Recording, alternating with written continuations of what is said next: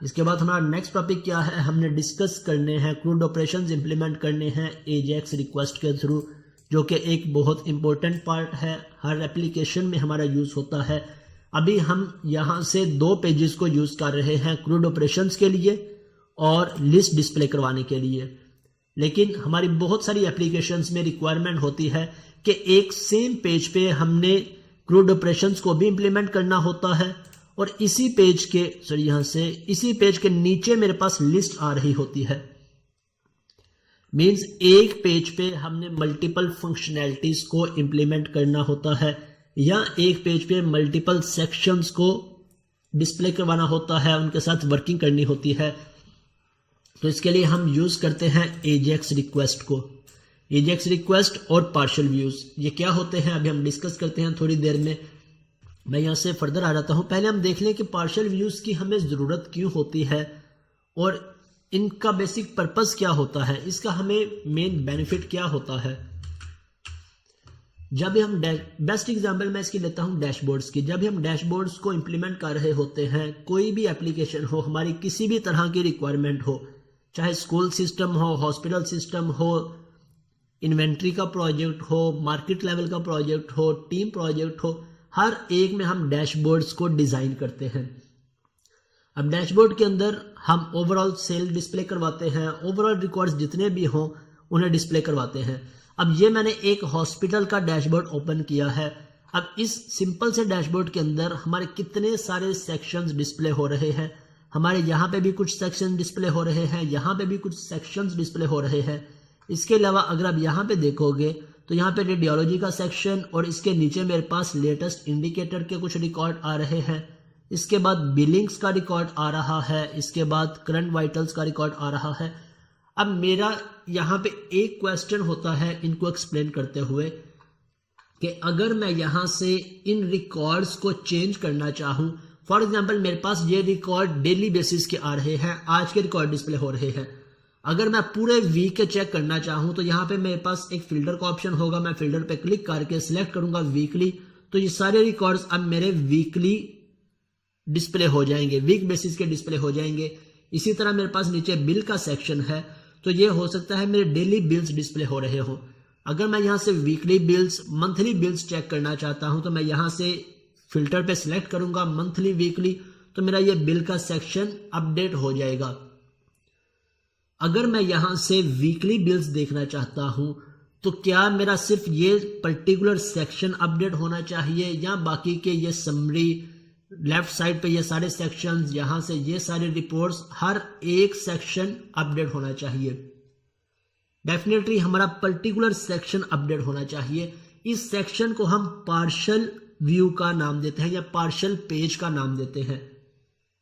अगर मुझे सिर्फ इस सेक्शन को लोड करवाना है तो मैं सिर्फ इस सेक्शन की लॉजिक अलग से इंप्लीमेंट कर लूंगा, ताकि जहां पे भी मुझे डिस्प्ले करवानी है मैं इस पेज को एज इट इज इंप्लीमेंट कर लूं।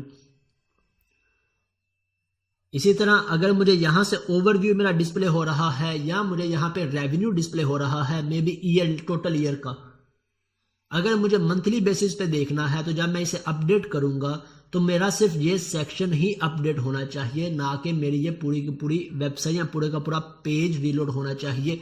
अगर मेरा पूरा पेज रीलोड होता है तो इस पेज पे काफ़ी सारे सेक्शंस हैं, मेरा लोड टाइम बहुत ज़्यादा इंक्रीज हो जाएगा। लेकिन अगर मैं पूरे पेज की बजाय सिर्फ इस सेक्शन को ही अपडेट कर लूँ तो मेरी एप्लीकेशन की परफॉर्मेंस, मेरा पेज टाइम बहुत ज़्यादा इम्प्रूव हो जाएगा। सो इन सब बातों का हमने ध्यान रखना होता है। इसका बेस्ट ऑप्शन क्या है वर्किंग करने का? Partial views. हम इस सेक्शन को पार्शियली डिफाइन करें, इस सेक्शन को पार्शियली डिफाइन करें, इस सेक्शन को पार्शियली डिफाइन करें। और पार्शियली डिफाइन कैसे करते हैं हम इसके लिए बेस्ट ऑप्शन चूज करते हैं एजेक्स रिक्वेस्ट का। एजेक्स रिक्वेस्ट के थ्रू हम यहां से इस सेक्शन को गेट करना चाहें, इस सेक्शन को रीलोड करना चाहें, आसानी के साथ रीलोड कर लेंगे। एजेक्स रिक्वेस्ट कैसे वर्क करेगी कि सिर्फ इस सेक्शन के अकॉर्डिंग मेरी एक रिक्वेस्ट जाएगी मेरे कंट्रोलर में और इसका न्यू डाटा, चाहे यूजर मंथली बेसिस देखना चाहता हो, ईयरली बेसिस देखना चाहता हो, वो डाटा ला के यहाँ पे लोड करवा देगी। इट मीन्स हमने यहाँ पे दो कॉन्सेप्ट सीखने हैं, एक पार्शियल व्यू, एक एजेक्स रिक्वेस्ट के क्या पैरामीटर्स होते हैं, कैसे वर्क करती है। प्रीवियस 1-2 क्लास के अंदर हम एजेक्स पे डिस्कशन कर चुके हैं, थोड़ा सा हमने उसका बेसिक कोड देखा था। अब हम डिटेल में उस पर वर्किंग करेंगे। मैं यहाँ पे इसे फर्दर एक्सप्लेन कर देता हूँ। हमारे पास हमारा ये एक वेब पेज होता है, इस वेब पेज के टॉप पे हमारे पास नैव बार आ रही होती है और लास्ट पे हमारे पास फूटर होता है।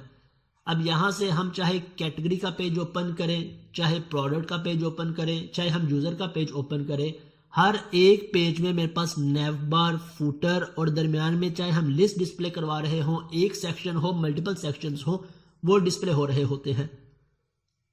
अब फॉर एग्जांपल मैं यहाँ पे यूजर के पेज पे टॉप पे फॉर्म और नीचे इसके लिस्ट डिस्प्ले करवाना चाहता हूँ।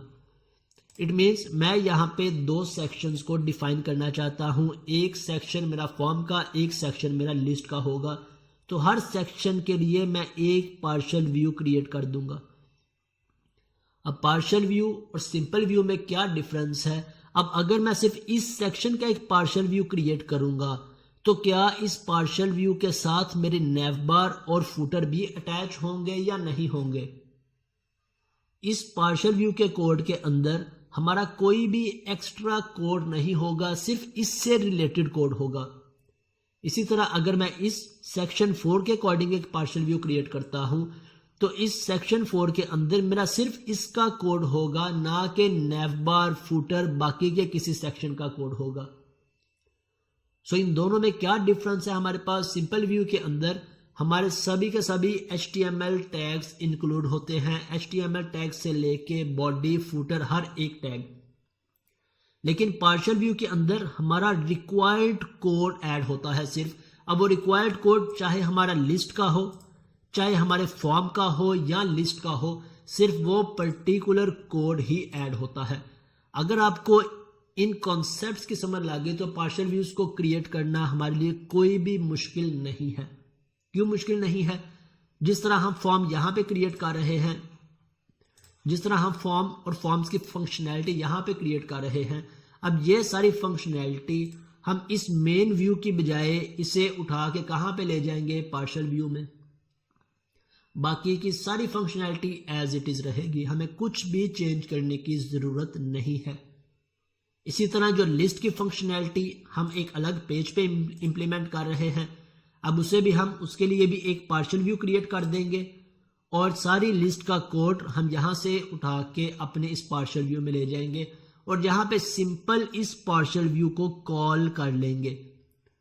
यहां पे भी हम सिंपल इस पार्शियल व्यू को कॉल कर लेंगे। सो पार्शियल व्यू का एक और बेनिफिट हमारे पास क्या हुआ? हमारी रीयूजेबिलिटी इंक्रीज हो गई। अब फॉर एग्जांपल मेरे पास यहां पे यूजर्स की लिस्ट है, इस यूजर की लिस्ट को मुझे एडमिन को भी डिस्प्ले करवाना है एडमिन डैशबोर्ड पे, और जब यूजर लॉगिन होगा तो यूजर को भी डिस्प्ले करवाना है। या मैं इसे थोड़ा सा और आसान कर दूं कि मुझे इस यूजर लिस्ट को मल्टीपल पेजेस पे डिस्प्ले करवाना है। हो सकता है कैटेगरी में या डैशबोर्ड में भी डिस्प्ले करवाना हो सकता है यूजर के पेज पे भी डिस्प्ले करवाना हो सकता है किसी और पेज पे भी डिस्प्ले करवाना हो। तो क्या मैं हर एक पेज पे यूजर की ये लिस्ट क्रिएट करता जाऊंगा या फिर इसके लिए एक पार्शियल व्यू क्रिएट कर लूंगा और जहां पे भी मेरी रिक्वायरमेंट होगी मैं सिंपल इस पार्शियल व्यू को कॉल कर लूंगा। आसान सा हमारे पास कॉन्सेप्ट आ गया, हमने बेसिक्स देख ली। अगर ये बेसिक्स समझ आ गए, इंप्लीमेंट करना आपके लिए 5 मिनट का काम होगा। लेकिन हम इंप्लीमेंट करते इसके सभी सिनेरियोज को भी ऑब्जर्व करेंगे, क्योंकि हम अभी बिगिनिंग लेवल पे हैं, एज अ बिगनर डिस्कशन कर रहे हैं। तब हम इससे रिलेटेड जितने भी कॉन्सेप्ट हो सकते हैं उन्हें भी डिस्कस करेंगे। मैं यहाँ से जाके कंट्रोलर क्रिएट कर लेता हूँ। मेरे पास कैटेगरी का कंट्रोलर नहीं है, मैं कैटेगरी का कंट्रोलर क्रिएट करता हूँ। सॉरी, डिपार्टमेंट का कंट्रोलर मेरे पास कैटेगरी का ऑलरेडी है। डिपार्टमेंट कंट्रोलर मैंने ऐड कर लिया और इसके लिए मुझे एक मॉडल भी ऐड करना है डिपार्टमेंट के नाम से। सो मैं ऐड मॉडल, सॉरी मॉडल्स,